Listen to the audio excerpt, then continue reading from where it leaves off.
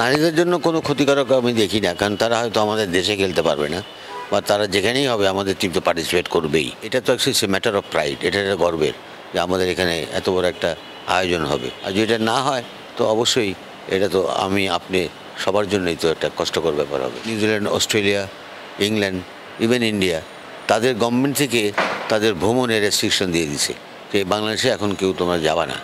তো এখন এই রেস্ট্রিকশন যদি উইথড্র না হয় তারা তো আসবে না, আর তারা যদি না আসে তো এটা হবে না।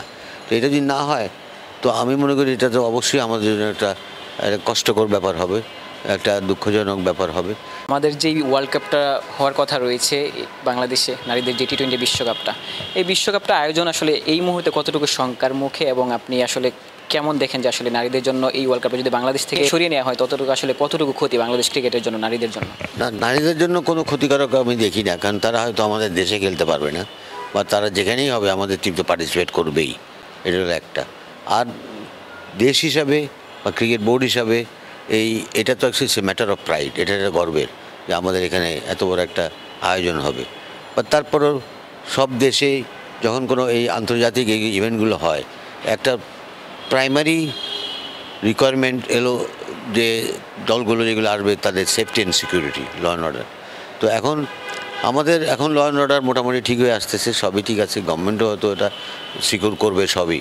বাট যে চারটা টিম, তাদের যে রাষ্ট্র, যেরকম New Zealand, Australia, England, even India, তাদের গভর্নমেন্ট থেকে তাদের ভ্রমণের রেস্ট্রিকশন দিয়ে দিছে যে বাংলাদেশে এখন কেউ তোমরা যাবা না। তো এখন এই রেস্ট্রিকশন যদি উইথড্র না হয় তারা তো আসবে না, আর তারা যদি না আসে তো এটা হবে না। তো এটা যদি না হয় তো আমি মনে করি এটা তো অবশ্যই আমাদের জন্য একটা কষ্টকর ব্যাপার হবে, একটা দুঃখজনক ব্যাপার হবে যে ঘরের মাটিতে খেলা আমরা দেখতে পেলাম না। এক, দুই নম্বর হলো সাংগঠনিকভাবে আমরা যারা ইনভলভ থাকবো, বা আমাদের ক্রিকেট বোর্ডের যারা অপারেশনাল টিম যারা কাজ করতো, যদিও এটা আইসিসির ইভেন্ট, সেইটাও থেকে বঞ্চিত আমরা হব। বাট এখনও আমরা we are keeping our finger crossed.